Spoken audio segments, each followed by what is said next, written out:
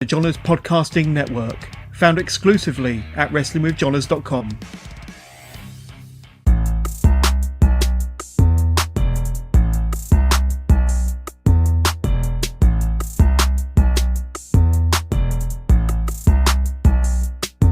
Welcome everybody to another episode of, we have yet to name this interview series, but we're here with the one, the only, the Tower of Power, Amira. Welcome. Hi, how's it going? Good. And joining me as always is our lovely co-host, Sarah. How are you doing this afternoon? Well, it's nice for finally getting a little break in the weather. Kind of a heat wave. It's hitting the 40s, so it's nice compared to the snow. Yeah. For those of you who don't know, Sarah is located off in New York. Me and Amir are in the Pacific Northwest. We only get snow when it turns into ice and turns our life into living Cancels hell for everything. like 2 weeks. Yeah. We don't know how to drive. We barely know how to drive when it rains, and it rains constantly here. Yeah. Snow's a whole other beast. So tell me what you did this weekend. I know that you probably hit some people. Yeah, so I was up in Canada for Boom Pro Wrestling. And they did their yearly women's show, the Coco Harriet Invitational. And then we did another show on Saturday, which is their big rumble.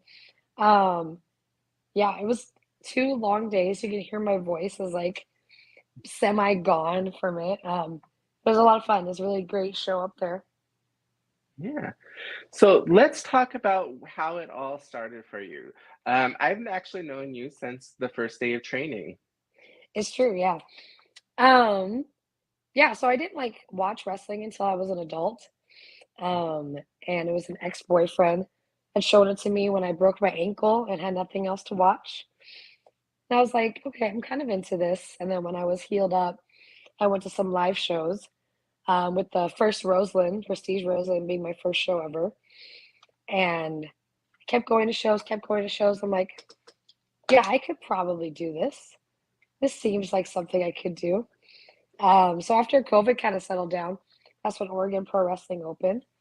And that's when we met. Yeah. And yeah, the rest is history. I'm constantly bruised and in pain, but I love it. Yeah. The one thing that always stood out for me is like you were there to fucking work. Like the amount of work that you put in just in the first 4 months that we were together. I mean, like it was literally like they would put us into matches constantly, and I would always be like, "Am I hitting you too hard?" And she was always like, "No, bitch, hit me harder." Literally, Yep, that's those pretty are much me. probably lived. And you kind of took a role in Oregon Pro as kind of like mother figure to a lot of us, even though several of us were older than you by quite much. But you also are kind of the ones that we all guided towards, like, all right, what do you do? What are we doing? Like, how did you kind of come into that role? And it was very natural. It wasn't like you're like, oh, I'm doing this, I'm taking it. You kind of just fell into it. Yeah. I don't know if it has to do with like the fact that I was already like in a manager position at work. So it was like a natural thing. Or if it comes from teaching kids and stuff when I was in high school. But I don't know, something about it, like I really wanted all of us to go all in. Yeah. And I wanted us to feel confident. So I just like, it's like, okay, let's do this. I'm gonna do my best to figure it out, and that way we can all just kind of go for it full force. Even to this day, I feel like I'm kind of the one that's like, okay, guys, let's go. Come on, let's go. Yeah. And I think part of it is just caring about the people and caring about the school, because I want everybody to be successful. I don't want it to be just me. But yeah. And there's definitely been some killer talent that's come out of Oregon Pro. Like, I mean, we have the Flaming Aces, Sledge and Jackhammer, the Hammer Bros. No, just Sledge. Yeah, just Sledge. We definitely have, or Jack. And then we also have new people coming out, which is Dangerous and Dove, Elise. So there's so many new talent. How is it seeing from like working with them since their day one into seeing them progress into what you see today? It's gotten crazy because, yeah, I am there at the school like all the time. Hmm. So it's very likely that I was there for all of their first roles, Hmm. just like their first day, learning everything that they could and being scared and not Yeah. knowing what was going on and just seeing the look of confusion and then slowly watch that confusion turn into confidence. Yeah. So it's really cool to see that progression and even seeing like there's something that they struggled with, but then they overcame it. Um, but yeah, I feel like at this point, it's like the Oregon Pro experience to just here's Ricky and then here's Amira. Yep. Absolutely. So tell us about oh, go ahead, sir. So tell us what the time frame was. You said you weren't really into wrestling growing up. You got introduced to it from a boyfriend. What's the time frame from when you got into it versus when you started training? Um, so I think it was about 2019 that I got into pro wrestling. And then, gosh, when did we start? Like 2000, 2022? no, June 21. Oh, 21, yeah. So June yeah, 23rd was our first day. there you go. You got it better down than I do. Yeah, so I guess 2019 I got into it. 2021, that's when I started training. Yeah, that makes sense. You're so right. I can't believe I just cannot remember this stuff. Well, I have a little bit less CT probably going Yeah, on, I'm so gonna it's a little bonk to my head a easier. lot. Yeah. So okay, we talked kind of about your training, how you got into wrestling. I think I was there for your first match. Was it at Defy Rumble? Yes, Yeah. yes, because that was right before Queen of Thorns. I did the Defy Rumble outside, Mm-hmm. and yeah, it was definitely like one of those like, let's get her out there, get her jitters out. So she's gonna be ready for her bigger debut for DOA. That was wild. That was a crazy experience. I definitely Yeah. hadn't put on any fake tanner yet. So it's a different Amira for sure. Yeah, I don't think I don't think it was necessarily planned that you were going to have that match. I think it was kind of No, like, yeah, yeah, it was I a kind very of last remember a little minute. bit. Yeah, I was super excited for you Yeah, no, I because, was glad you were there. and I think I was there for your first Queen of Thorns tournament, which you had lost to, I don't remember who you had lost to It originally, was too young. Su Young. And then Yep. this year, you ended up, or I guess in 2023, you were the winner of it. How did that feel? Because that was a huge moment. Yeah. There's a lot of sentimental value, like just in DOA as Hmm. a promotion, because I feel like they give a lot of us our first shot. Hmm. And especially for me, I got to go against a former Impact like knockouts wrestler. Hmm. And then for a year later, for them to be like for me to be in that position where I'm winning. Like as soon as I was done with everything, I could not help but cry because it was all these fans who had seen me do ring crew Hmm. and then they saw me debut and they saw me win Queen of Thorns. So it was just like one of those full circle moments that made me kind of feel like I was in the place that I belonged. It was really cool. So very grateful for it. Also, speaking of full circle, you actually went to your first Roseland show, and then the last Roseland show, you went up against Drexel in probably one of my favorite matches, not just of yours or Prestige, but of all time. You and Drexel absolutely killed it. I even text you. I was like, "Oh my God, I'm crying. It's so beautiful." Talk to us about how that kind of came about. Like, whose idea was it to put you in a death match? Also, before I begin, Sarah usually does not like death matches, and I was like, Sarah, you need to. I don't care what you do in your life. You need to go watch this match. I did watch it. Remember, I texted you after I watched it. She told me to watch it. I was like, yeah, this is a pretty good match. Nice. Well, that's really thank you for all the compliments.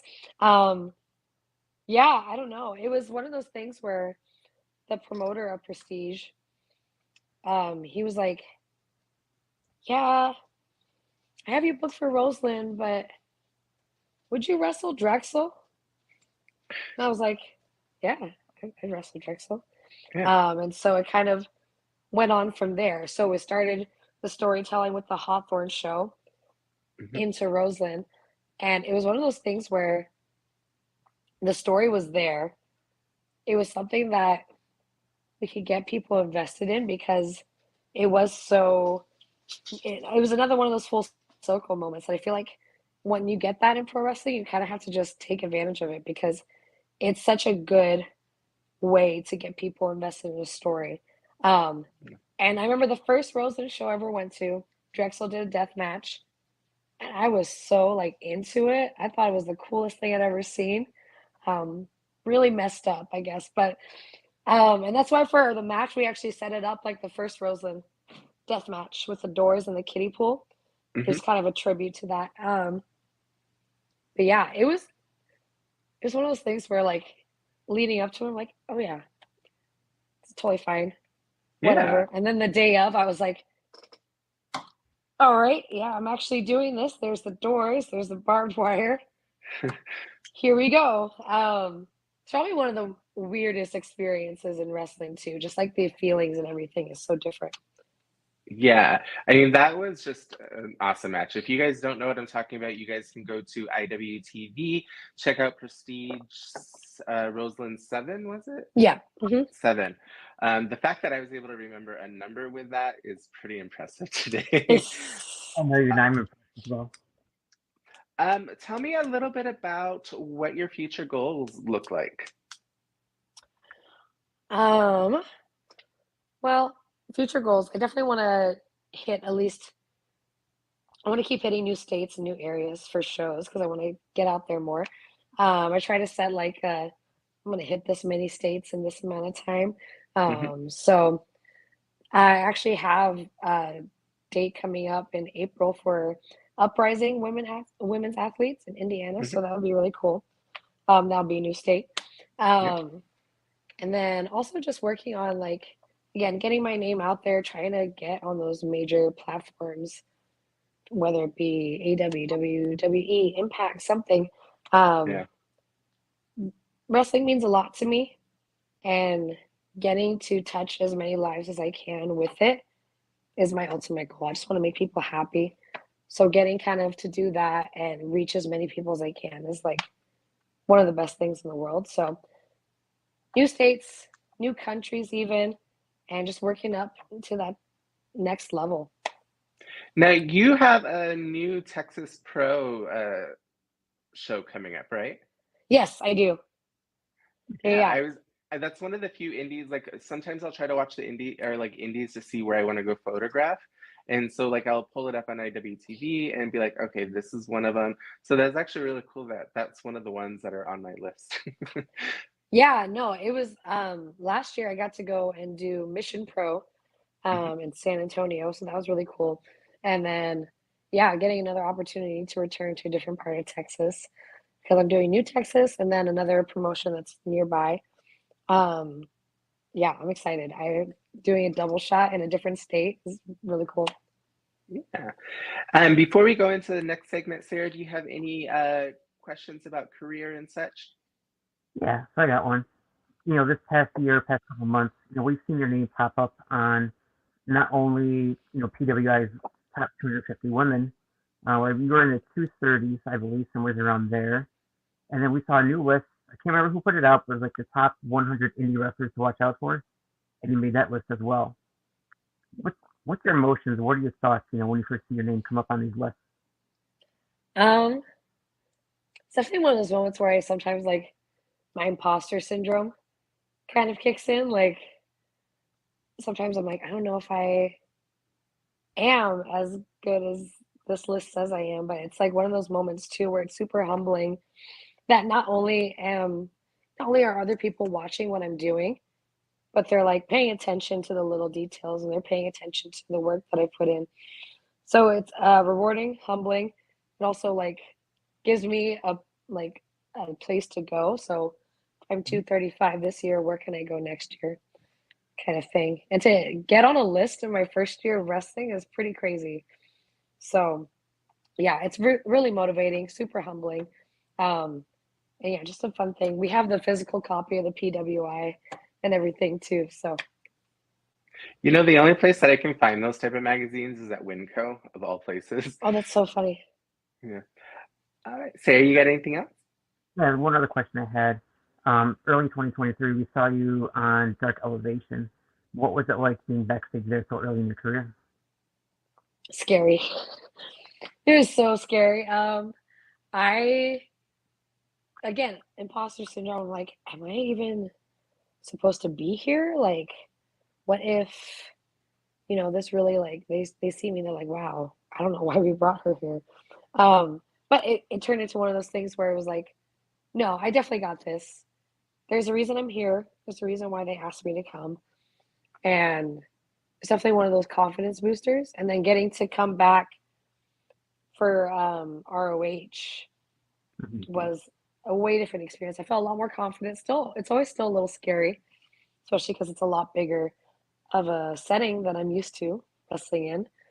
But a huge confidence boost and very grateful for that opportunity. Great. Definitely. I was so proud of you when I saw that. Oh, Also, when I saw Ricky get "fuck you, Ricky" chants from the AEW crowd on, I it's think so it was good. Dark at the time, I was like, oh, I'm so proud of him too. Even though he's getting told "fuck off," I'm still Yeah, super yeah. proud of him. I'm proud of both of them.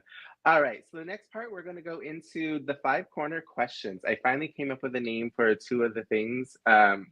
This part is my 5 corner questions, and then Sarah will go into her lightning, or what is it? What lightning round? Electric chair. Electric chair round. I knew it had something to do with electricity. I'm 50-50 here. And then we'll end it off with the Royal Trivia Rumble. All right. So these questions are really just random. It's kind of like I put it in a generator and it just gives me 5 random questions that are either meant to be thoughtful or kind of funny. So here we're going to go start off with, what is the weirdest gift you have ever gotten? Weirdest gift? Mm-hmm. That's a tough one. Trying to think, because like sometimes wrestling fans will bring gifts Mm-hmm. to you at shows. Yeah. But none of them have been super weird. I feel like probably the weirdest gift was when my mom gave me my dad's ashes and a necklace. Oh. That's probably the weirdest gift I ever got. It was like oh, I got something for you. And then she gave that to me. I'm like, oh, that's cool. That makes sense. It kind of, I mean, that it's kind of very beautiful, but I understand where it kind of falls into that, like, that's Yeah. interesting. Yeah. I thought our second to last guest was going to be the top of the weird. It was a bloody foam heart. So yeah, this is definitely, and that was Cool. a shot, by the way. Oh yeah, yeah. All right. Does round pizza or square pizza taste better? You know what? I'm gonna say square pizza. There's something Okay. about the way it's cut, the shape. It tastes better. I think so. There is no right or wrong answer to this, but I do feel that one is wrong. No, I'm just kidding. I'm kidding. Do you have a favorite dinosaur? Favorite dinosaur? Oh, okay. Trying to think about every dinosaur movie I've ever watched. Let's see.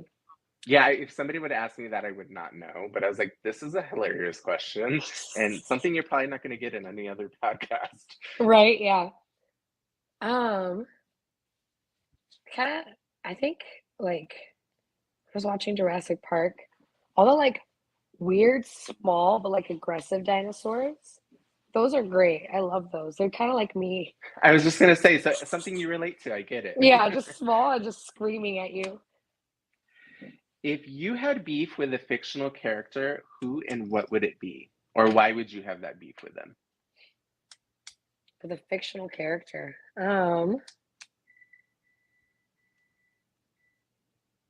This is a good one too. I'm trying to think. You know what? Swiper from Dora the Explorer. That I is, just feel like he can't be stopped, and he needs to be stopped. there's nothing wrong with that one. What's the worst job you've ever had previously from wrestling? I worked at a call center for like 3 days, and it was awful. Just like, just the way they would tell us to like talk to people and Hmm. like push the product but not push the product. I was like miserable. I've never been like that upset about being somewhere in my life. And then 3 days later they were like, "Hey, so you haven't made a sale yet?" I'm like, "That's okay. I would like to quit." Oh, I know this job. Okay. Okay. Yeah, yeah. That was the worst job ever. Got it. All right, Sarah, that concludes my portion. So the electric chair here is just like random questions. Rapid fire, just say the first answer that comes to mind. Some will be wrestling related, some not. Okay. To you, what is the best road trip snack? Mm. Cheez-Its, hands down. Her real answer should be energy drinks. I'm trying to cut back, I promise. It never works out. I tried. Please. Um, what is your dream venue that you really wish to wrestle in one day? You just haven't yet. Mm. Dream venue.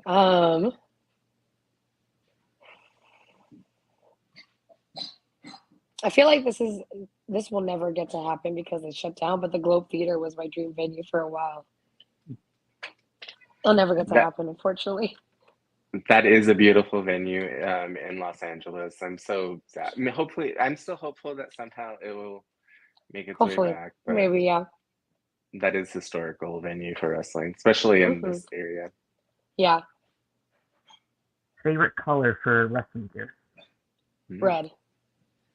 Red and white. Yeah. They're the best ones for my skin tones.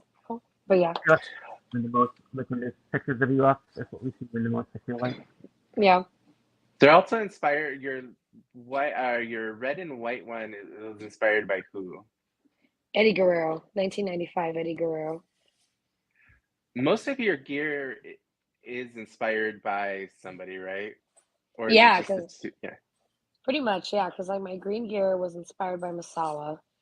My first gear was like the color of Brian Danielson's gear, but also the back was cut because of Selena's outfit from Astrodome. Hmm. So it was kind of a mix of inspirations there. If you and a bunch of the wrestlers from your Oregon Pro School Wrestling group were in a horror movie, who's gonna die first? It's gonna be Jose. It's gonna be Zay I Perez. Yeah, definitely going to be Zay Perez. He will die first. Like almost willingly. Go guys, go. He You're just fine. peeked. Zay and I live together, and he just like peeked through the kitchen. He's very offended by that. I mean, where's the lie? We said you'd die first in a horror movie. Oh, accurate. Is that accurate? Yeah. All right, question number 5. If you could eliminate one ice cream flavor from existence, what would it be? One ice cream flavor? That's rude. Bubble gum. I don't like that flavor. And last question. If you could book a dream triple threat match with you and either WWE or AEW or a mixture, who would you want to fight in this triple threat? I'm so tempted to give you a funny answer. All We accept all answers.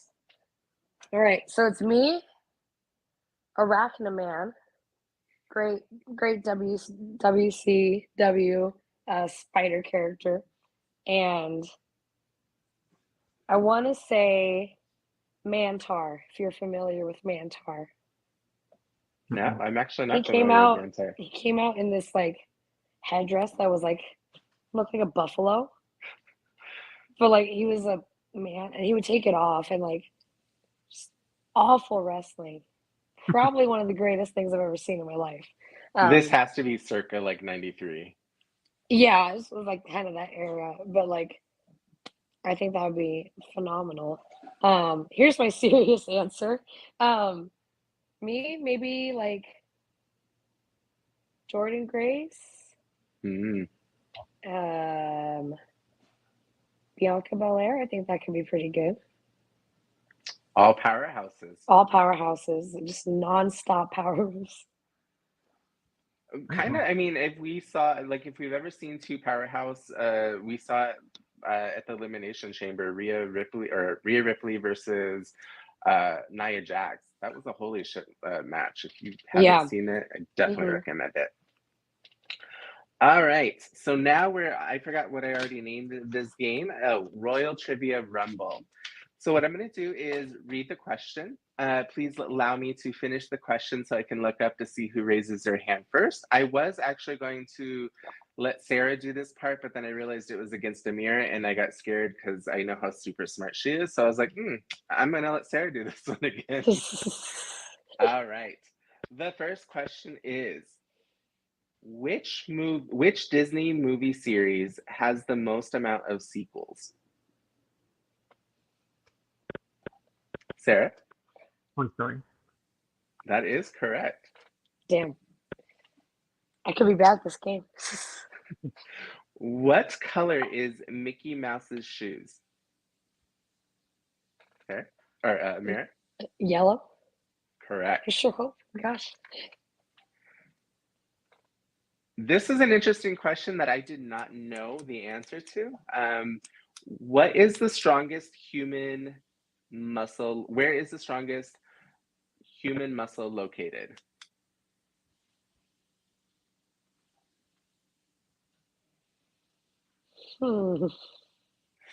Sarah? Get the brain. It is not the brain.